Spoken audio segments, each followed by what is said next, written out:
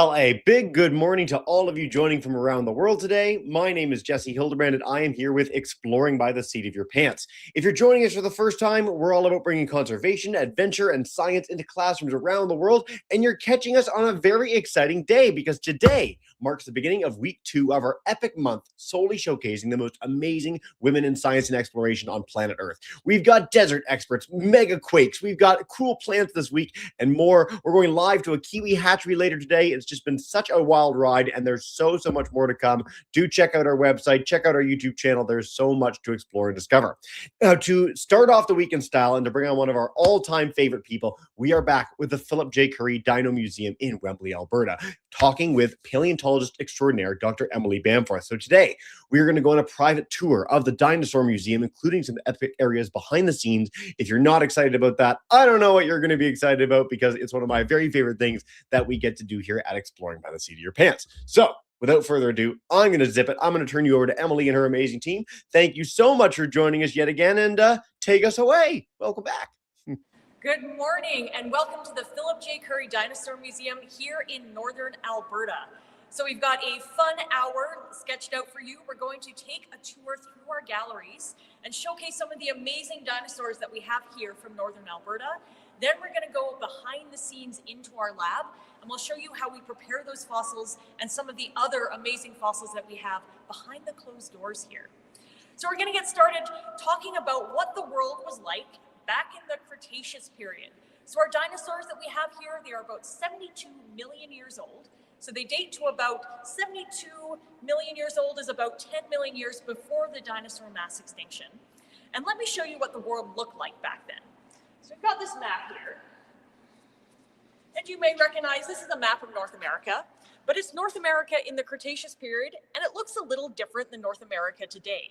And the biggest difference you'll notice is that there is a seaway cutting North America in half from east to west.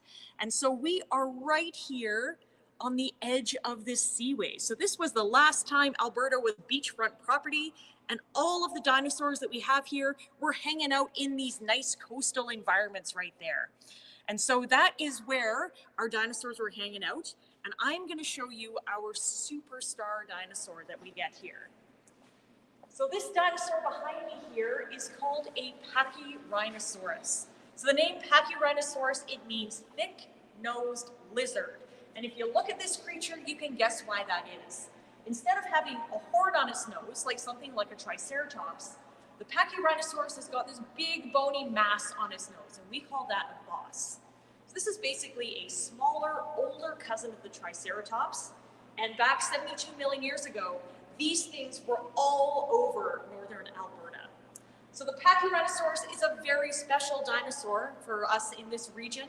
We have a big bone bed of these things. So a bone bed is basically a huge accumulation of dinosaur bone that is found all in one place. And the famous one we have from up here is called the Pipestone Creek bone bed. And it is the largest and densest dinosaur deposit in all of North America. So the Pipestone Creek bone bed is full of Pachyrhinosaurs. Now, Pachyrhinosaurs is a pretty cool dinosaur. As you can see, fairly large. These things are about the size of elephants. They have this big bony bump on their nose. And we think these things moved in gigantic herds. And when I say gigantic, I mean herds of up to 10,000 animals. So you can imagine 10,000 Pachyrhinosaurs this big moving through this area. Again, they were living on the edge of that seaway in those nice coastal lowlands. And we think our Pachyrhinosaurs from our bone bed, they were on a migration. So this big guy here, this is a big adult. But if you come around the corner here, you can see way back there, we also have a little baby Pachyrhinosaur. So that's one of the things that makes the Pipestone Creek bone bed so cool, is we have the big adults, we have the little babies, we have the teenagers, we've got the subadults. So we have the entire age range of Pachyrhinosaurs that were living in this herd. And again, we think they were on a seasonal migration. So maybe going up to their spring feeding ground or possibly to their nesting ground. Now, how did we manage to get 10,000 Pachyrhinosaurs preserved in our bone bed? Well, it's an interesting story, and it's one that we as paleontologists have been looking at for a long time. So we think what happened was that we had this herd of Pachyrhinosaurs moving through this area, again on their seasonal migration, and one terrible day, something happened that wiped out the entire herd. We think they all died at the same time. And what we think happened was that these things were caught in a flood. So as I mentioned, they were living in a coastal lowland. So to the west of us here, we have the Rocky Mountains that were already there in the Cretaceous. And to the east of us, we have that shallow seaway. And we think there might have been a gigantic storm in the mountains that sent all of this water flowing down the mountains through this coastal lowland to the ocean. And unfortunately, our herd of pachyrhinosaurs were in the way. So we think they all died at the same time. Very sad day for them, but a really great day for us as paleontologists, because now we have a whole herd of dinosaurs that we can study. So I just want to point out this mural on the wall here. This is a piece of artwork that was done by a Canadian paleo artist by the name of Julius Chitney. And this is a recreation of what we think happened to those pachyrhinosaurs. So you can see there's the herd there, there's a storm in the background, and unfortunately these pachyrhinosaurs probably didn't make it. But again, that's great for us as paleontologists, because now we have those bones that we can study. So Pachyrhinosaurus is our superstar dinosaur from up here. This species of Pachyrhinosaurus is found here and nowhere else in the world. It's what we call an endemic species. So the Pachyrhinosaurus is a really special dinosaur for us. But it's not the only dinosaur that was living up here in northern Alberta. So let's go around the corner, and I want to introduce you to another dinosaur. This is probably one that you may look a little bit familiar to you. And that is this big guy in the background here. So this dinosaur, when people see it, they often think T-Rex, and they're sort of on the right track. This is an animal that is in the same family as T-Rex. So we as paleontologists, we do the same thing biologists do, is we group animals together. So today, if you think of the cat family, there's lions and tigers and house cats and cougars, and they all fit into the cat family. So things like T-Rex and our Albertosaurus here, they all fit into the Tyrannosaur family. So this is Albertosaurus. Albertosaurus is a smaller, older cousin of the T-Rex. And you can see it's got some features that are the same as the T-Rex. You can see those two little arms with the two claws. That's a Tyrannosaur feature. It's also got very similar feet. But there's a lot of things that makes Albertosaurus different from T-Rex. So this is actually a much smaller animal. So Albertosaurus was only about half the size of a T-Rex, but it had much longer legs. And that means that it was a much faster runner than a T-Rex. So T-Rex is a huge animal. So T-Rexes would have been about 13 meters long. They would have weighed sort of 8 tons or so. Albertosaurus was about half the size, but it was a much faster animal. It could run a lot faster. It was a lot sleeker. And to make it even scarier, these things were pack animals. So you can imagine a pack of sort of 5 or 6 Albertosaurs roaming this area, probably hunting down our pachyrhinosaurs and the other horned dinosaurs that we had in this region. So this was the biggest predator that we had here about 72 million years ago. And of course, I'll point out the Albertosaurus is named after the province of Alberta. It was actually discovered the same year that Alberta became a province in 1905. So there's a little bit of trivia for you. So we're going to come around the corner, and I'm going to talk about another very important group of dinosaurs we get here. And that is these dinosaurs here. These are duck-billed dinosaurs, or what paleontologists call hadrosaurs. So hadrosaurs are actually our most common dinosaur from here. Outside in Pipestone Creek, we find pachyrhinosaurs. Outside of Pipestone Creek, we mostly find these hadrosaurs, these duck-billed dinosaurs.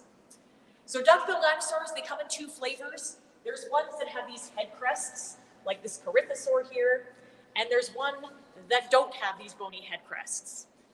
So this guy here is Corythosaurus. This one is Edmontosaurus, so for those Albertans out there, named after the city of Edmonton. Edmontosaurus here, this is our biggest dinosaur, period, that we get here from this part of Alberta. Edmontosaurus was easily the size of a school bus, probably could have weighed 3 or 4 tons. A really, really massive animal. So again, even bigger than our Albertosaurus. Another kind of cool fossil site that we get here involves this dinosaur. So again, this is a duck-billed dinosaur, but this one is a teenager. So if you look at its head, it actually just has the start of a head crest there. If you compare it to the adult here, the adult has the fully developed head crest. This one is a teenager, so it only has a little tiny head crest. And the reason we have this juvenile or this teenager hadrosaur is because we have another bone bed here that is just teenaged hadrosaurs. So we think maybe that this was what we call a bachelor herd.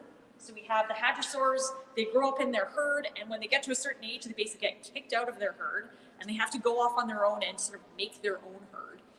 So we think that this bone bed is full of these juvenile kind of teenager hadrosaurs that are just starting off on their own, trying to make on their way to making their own herd. And unfortunately, they didn't make it. They ended up in the fossil record, but that's great because now we get to study them. And the other thing I want to point out here is we have a little baby. That's a Lambeosaurus, a little tiny baby Lambeosaurus. That is basically an animal that's just hatched out of an egg. And the reason we have that one is because we have a site that is a nesting ground for hadrosaurs. This is where the hadrosaurs came to lay their eggs, and these are the babies that have just come out of the eggs.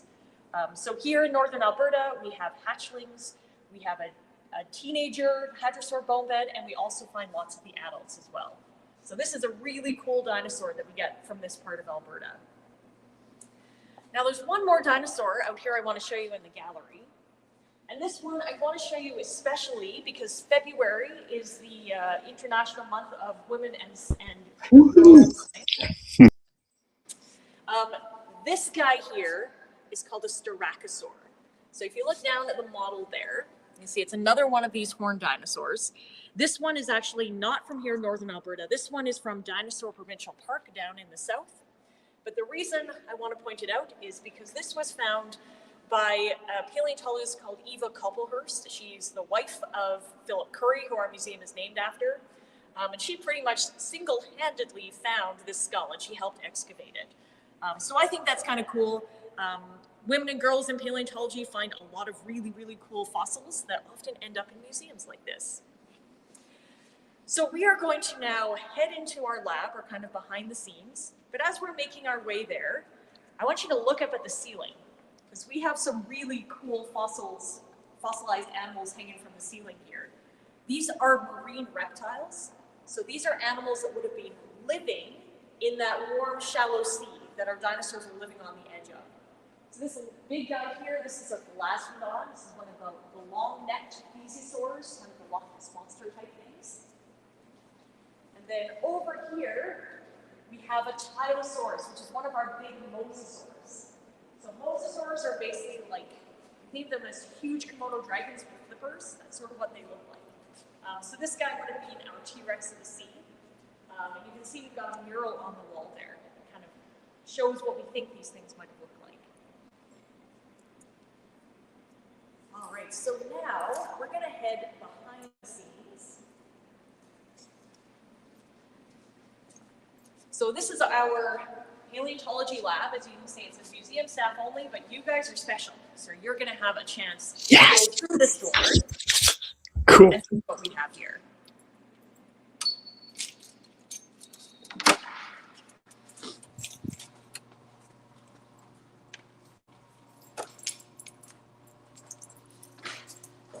This is our fossil preparation lab. So all of the fossils that we collect in the field, we go out in the summer, we collect them, hundreds of fossils. They all come in here for our lab. So we as the paleontologists, we're a little biased, but we think this is where the magic of paleontology happens. So what you can see here, this is a working lab, as you can see. So like all good working labs, we've got a lot of things all over the place. These are basically projects that our fossil preparators are working on. So just to show you what fossil preparation looks like, these are a couple of fossils that our preparators have been working on. So we have this sandbox, and this is so as we're preparing the fossils, we often have to glue them together. So they kind of come out of the ground already broken. So when we glue them together, we stick them in the sand, and that kind of keeps them in place as they're gluing. So I'll tell you a little bit about how we collect fossils. So this fossil here This is part of a Pachyrhinosaurus skull. So you can imagine this is sitting in our bone bed, still in the ground. How do we get it out of the ground? One thing that we very rarely do is just pick the fossil up and yank it out of the ground. The reason we don't do that is that fossil is very fragile. So it comes out of the ground pretty much already broken or already wanting to break. So we actually have to treat them very, very carefully. So what we do is if we see a fossil in the ground like this, we'll dig around it. What we're looking for is the edge of that fossil. So once we have it isolated, we'll actually dig down and put it on a pedestal. So you can imagine basically a fossil mushroom, the fossil on top. And then what we do is we wrap it in a layer of plaster and burlap. So plaster is like plaster of Paris, burlap is like a coarse fabric, and that basically forms into a hard shell on top of the fossil. So once that hardens up, we dig underneath the fossil and we flip it out of the ground. And then we'll usually put another layer of plaster on top of it. So what we're left with is the fossil. We have all of the rock that's around the fossil stabilizing it. And that's all wrapped up in that plaster and burlap field jacket. So that's basically how we bring fossils back to the lab here. And over here on this table, this is an example of a field jacket that one of our preparators has just opened 2 days ago. So this is fresh out of the field. Here's this white stuff here, that's the field jacket. That's that plaster and burlap shell. And then in the jacket, this is the bone. And you can see here is the pile of rocks that has come out of the jacket already. So these are the tools that we use when we're preparing fossils. So we actually, as paleontologists, we steal a lot of tools from dentists. So we actually use dental picks, and the dental picks are kind of for carefully scraping the mud off the surface of the bone there. Just like that, very, very carefully, kind of millimeter by millimeter. We also use these things. These things are called carbide pins. So they're like a dental pick, but they're a little more robust. We use lots and lots of brushes. We got big brushes and little brushes and to kind of clear that dirt that we've cleared off the surface with. And we also use things like scalpels. So we also steal from the medical tools and equipment as well. So scalpels are basically just give you a really precise kind of tip that you can use to scrape the mud off the surface of the bone. And this thing here is called a cast cutter. So you can see it's kind of got a circular saw. This is how we open the field jackets. So those are some of the tools we use. And again, it's just a lot of patience, a lot of time, really carefully going through the rock and very carefully removing the rock from the surface of the bone. As I mentioned, bone is very fragile, so we use a lot of glue. We basically have to glue fossils together a lot, and again, put them into our sandbox. And sometimes we have kind of a specialized tool that looks like a little bit like a mini jackhammer. So this thing here is basically a special tool for paleontologists. This is called an air scribe. So this end here, we plug it into these lines that we have hanging from the ceiling. This is compressed air. The air goes through the tube here, comes out the tip, and it makes the tip vibrate at a high speed. So it's basically like a mini jackhammer. So this guy we use if we have a really, really, really hard rock, like this one here. This is a duck-billed dinosaur tail. So this rock here is basically harder than concrete. So this is where we would use our air scribe to really carefully remove that rock. So I just want to introduce you to two very important fossils that we have here in our lab. These are both skulls, Pachyrhinosaur skulls from Pipestone Creek.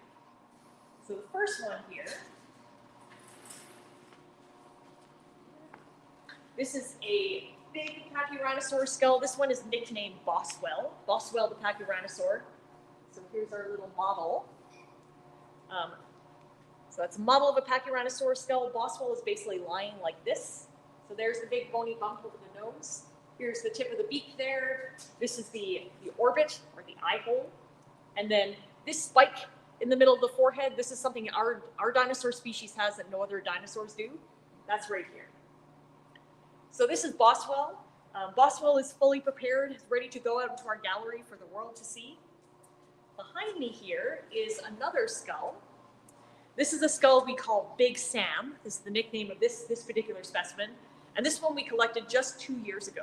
So this one it's sort of new from the field. And Big Sam is basically sitting like this. And so here's the anatomically correct eyeball. Go right there, that's the eye socket. Here's the big bony bump over the nose. And here's the beak, the tip of the beak there. And you can just see the back of the skull there as well. So when we found when we found Big Sam was basically sitting upside down in the bone bed like that. And the first thing we saw was this kind of ball right there. Basically, that's the trailer hitch for the head. It's kind of where the head fits onto the neck. That was the very first thing we saw. And as we made our way through the bone bed that summer, we realized that what we were looking at was an upside down skull. So we basically, as I was saying, we dug around it, we put a jacket on the top, and then we flipped it out of the ground. And that's kind of what we're seeing here. So Big Sam has probably got another year, maybe 16 months worth of preparation to do. And then Big Sam also will probably go into our gallery on display. So these are two of our big Paleontologist skulls that we have here. These are probably the biggest things that we're preparing right now. Now I want to take you back into our collections area. Yeah. By the way, as you're taking us through all this, I just want to say how cool this is and how amazing the feedback has been already, just walking through the places we've gone already. It's very exciting. We're going to a bonus third area, but I just want to say this is fantastic. Thank you so much. Yeah. So what we have here in the lab is pretty cool, but our collections area is kind of where we keep all of our very special things. So you can see we've got this big Jurassic Park style door here. We need a special key to get in here. Yep, just like we have no live dinosaurs here, just spoilers. So this is our collections area. So this is where we basically keep all of the fossils before they get prepared and also after they get prepared as well. So you can see we've got these really cool rolling cabinets here. So if you want to come around the corner, I can show you what happens once the fossils are all prepared. They get a place in our collections drawers here. So all of these drawers are full of dinosaur bones. These ones are from Pipestone Creek.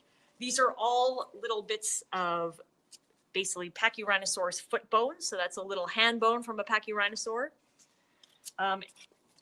We've also got ribs. So we have a lot of ribs in our bone bed, of course, because every dinosaur has got a lot of ribs. We get a lot of ribs in the bone bed. Ribs are actually really neat because sometimes, if we're lucky, we find ribs that have pathologies in them. So pathology is basically an injury or an illness that we find in the fossil record. So this is a rib. Here's where the rib would attach to the vertebra. And it kind of looks like a normal rib until you get to that.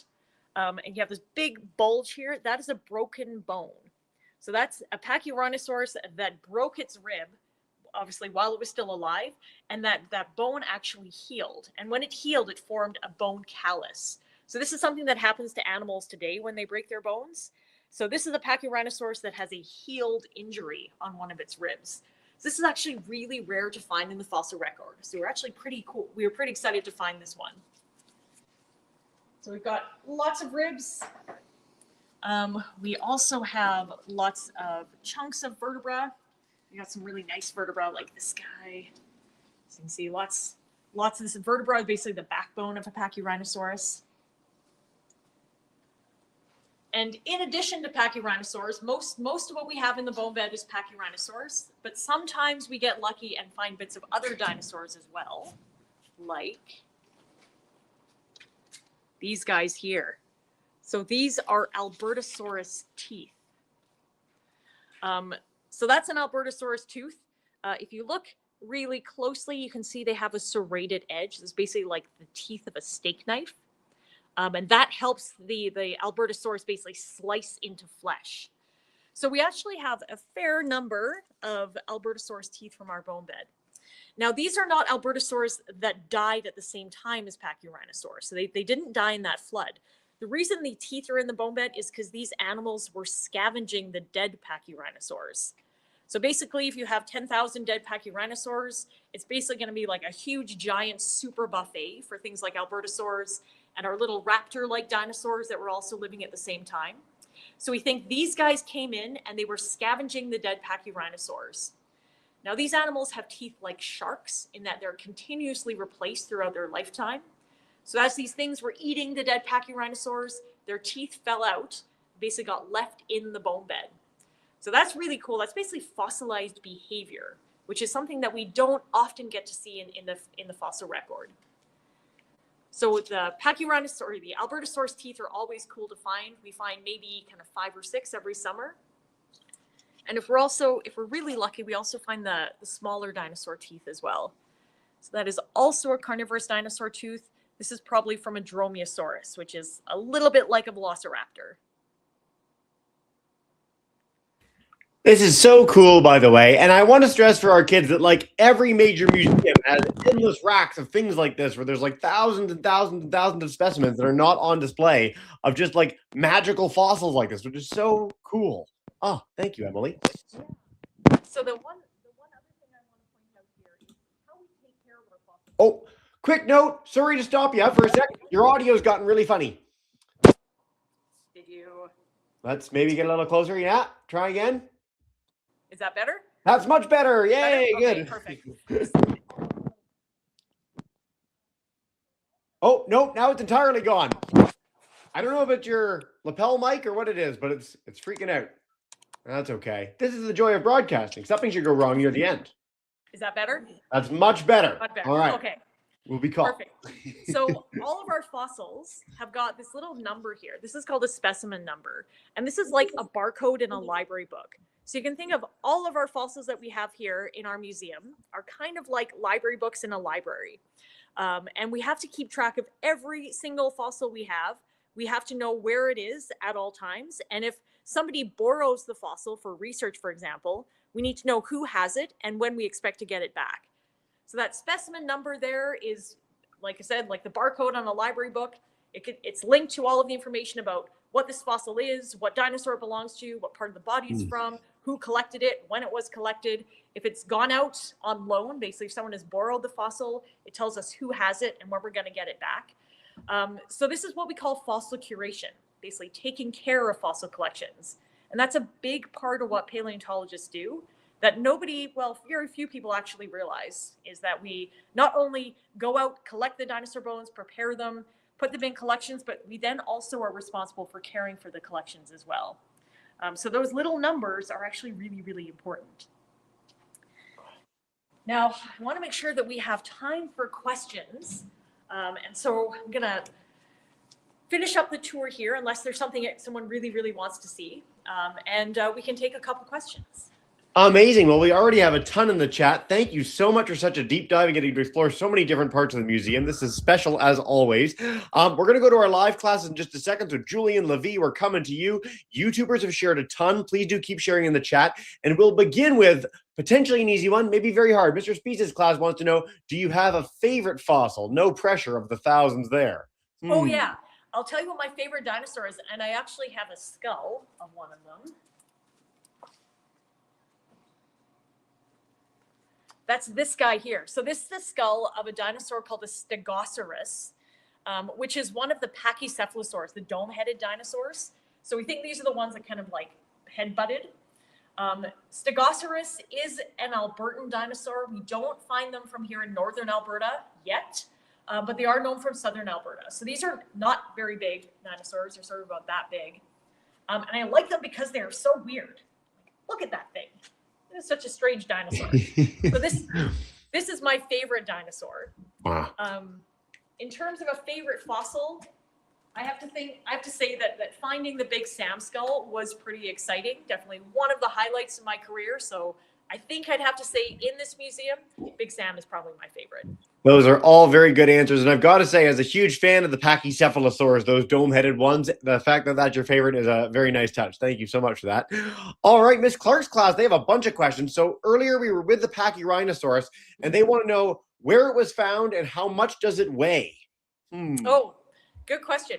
So Pachyrhinosaurus at least the species that we have here, it's actually a northern dinosaur. So it goes as far south as kind of southern Alberta and goes actually all the way up north to Alaska. So basically kind of have this northern range. So that's where pachyrhinosaurs are found basically in Canada and up into Alaska. How much did they weigh? An adult pachyrhinosaurus was probably about 2 or 3 tons. Okay. Basically as heavy as an elephant. Yeah, I like, again, this is something that gets me with dinosaurs, and I think we all sort of know that dinosaurs are huge, but like they're really huge. Like everyone should look up like a Stegosaurus fossil, which is like a pretty normal dinosaur compared to like elephant or something like they're just monstrous, unbelievable animals. It's so amazing that they existed on this planet. So thank you very much for that question, and so many more coming in. Okay, I'm going to take Julian's question from online, then we'll head to Levi and we'll take more from YouTube. Julian wanted to know, how often do you find a fossil when you go out for digs? Do you find them every time? Do you find a whole bunch? Do you usually miss everything? What's the deal? Really, really, really good question.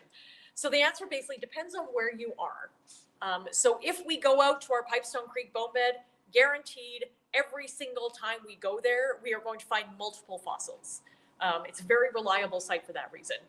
But if we are out prospecting, so prospecting is basically where we go out and we basically just look for fossils, we can actually go days without finding fossils. And so that's, it's worth it for like the day that you actually do find a fossil. But there are a lot of times where we go out walking up and down river valleys looking for things where we don't find fossils. So it really depends on where you are and to some degree how lucky you get. There you go. Thank you very much for that. And this is something that we hear in a lot of our paleontology programs. So I'm glad we get to echo this question a lot. And thanks for the question, Julian. All right, Levi, we're heading to North Topsail Beach. Come on in. Take us away. Hey. Hi, how are you doing today? Good, thanks. Okay, so I was wondering, we tried to use plaster of Paris once, and a few months later, it got compromised. How do you keep that from happening, and what do you think went wrong? Oh, good question. So the plaster that we use is like a plaster of Paris, and it's basically you mix it with water, and there's a chemical reaction. It's actually creates a little bit of heat. So there's a few things that can go wrong with that chemical reaction. If you don't get the mix right of plaster and water, it doesn't set properly. If the plaster is damp, like if it's gotten wet before, it doesn't set properly. And one of the challenges that we have here is if we go out late in the season, like if we're out in September and October and it's cold outside, the plaster also doesn't set very well. We actually did have one time, we were out in kind of the middle of October here, which it's pretty much winter already up here in northern Alberta, and our plaster was freezing before it set. So there's a few things that can go wrong with plaster of Paris. So generally it's really just making sure you have the right mix and that you have the right condition to cure it, it's called, to basically like let it set long enough for that chemical reaction to complete.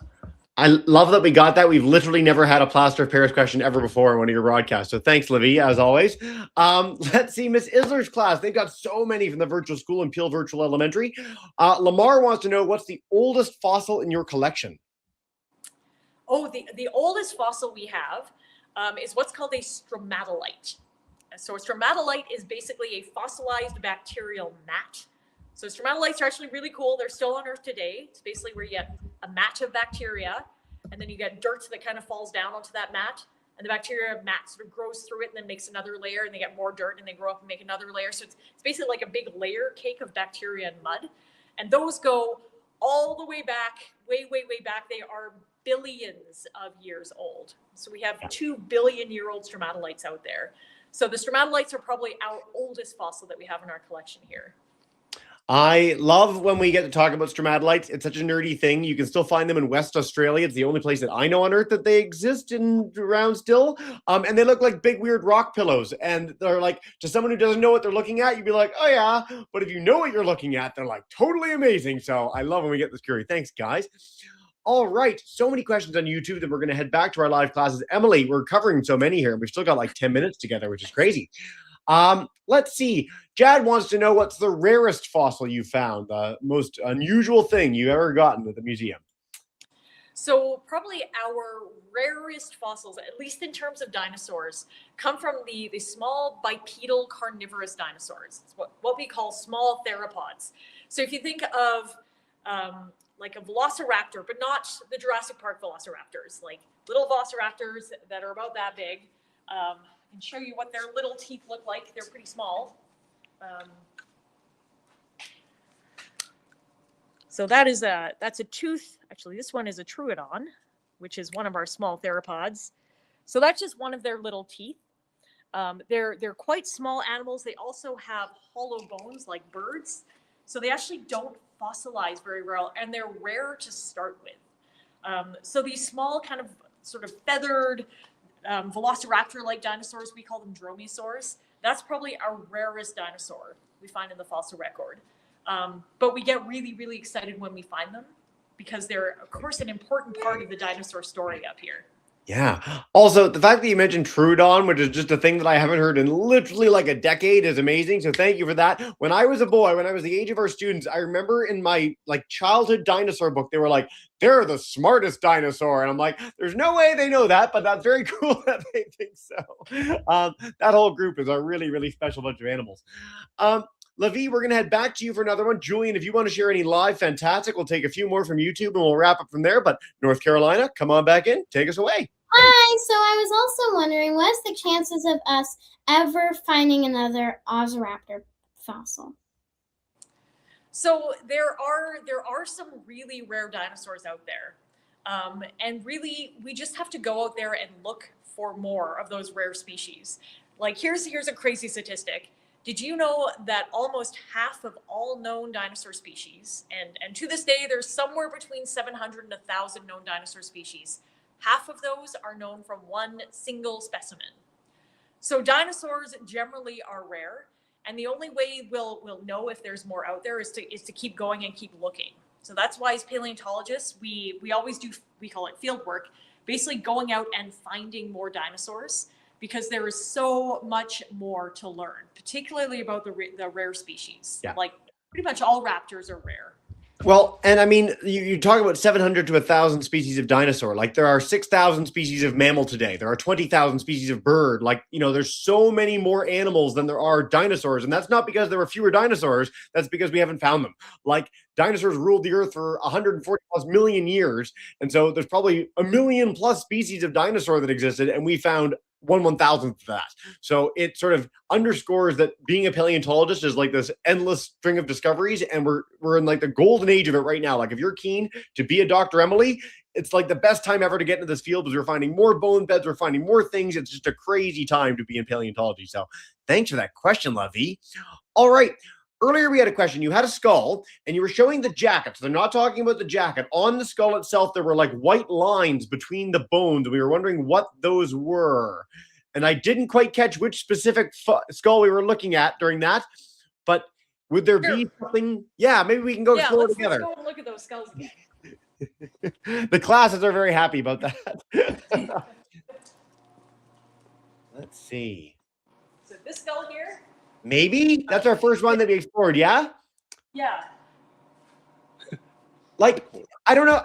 And if Mr. Spice is class, if you guys want to put in the chat and let me know, but like, is there anything that connects the bones together, or is it just a fluky thing that the thing they looked at happened to be like that? There's nothing other than fossil when we find there's nothing other than bone when we find a fossil. Yes or no?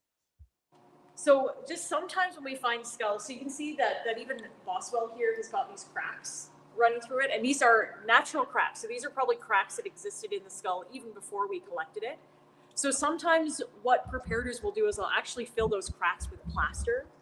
So that will make some white lines. We haven't done that here, but that is done occasionally. And over here on Big Sam, again, you can see these cracks running through them. Okay. Big Sam actually still has a lot of rock kind of stuck in there too. So the rock can be a different color as well. Yeah. Well, thank you for that. And if we get any clarity on what they were looking for, I'll let you know, but that should be really, really good. Julian, go ahead. I just mentioned that the skull of the Styracosaur that we looked at in the gallery had those white lines. It's basically the cracks filled with plaster. So that okay. Yeah. Perfect. I bet that's probably it. So thank you very much. Julian wanted to know, how old is the fossil? So the one we're looking at right now, 70 million years like we talked earlier, or something different? Yep, so about 72 million years ago. So we know that we've dated the bone bed, or more accurately, we've dated the rocks that the bones in the bone bed come out of. So they come out to about 72.04 million years old. So yes, that's Cretaceous period. Just amazing. The fact that we can even know things like that. And again, there's like isotopic chemistry and radiocarbon dating and radioactive dating that allow us to do that. Like, it's just one of the most black magic things in science. I just absolutely love it. So thank you very, very much. Time flies and you're having fun. We are nearing the end of the broadcast. I'm going to encourage all our classes, dinomuseum.ca, for so much more on the museum. Emily's joined us a whole bunch in the field before, talked at the museum many, many times. We've explored other fossils. If you want to check her out on our YouTube channel, there's more to discover there as well. But before we wrap up, is there any final message about the museum or being a paleontologist you want to leave us with before we say goodbye? So say if you're ever up here in northern Alberta, definitely come visit us. We're just outside the city of Grand Prairie.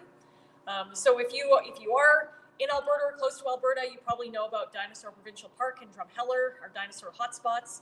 But up here in northern Alberta, we do have a really cool story to tell in terms of dinosaurs too. So come and visit us for sure if you're ever in this neck of the woods.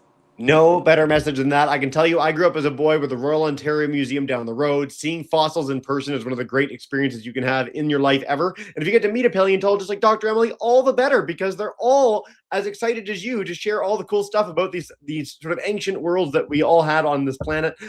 Thank you so much to our audience for such great questions. Hope you'll discover more. We'll send you a big email with extra stuff to keep the learning going. And Levi, Julian, I'm going to bring you guys on to say a big thank you and farewell. If you're on YouTube and you want to scream and yell, you can as well. Thanks, everybody. Have a wonderful day. Thank you so much. Bye for now, guys. See you soon. Farewell, farewell. Thanks, guys.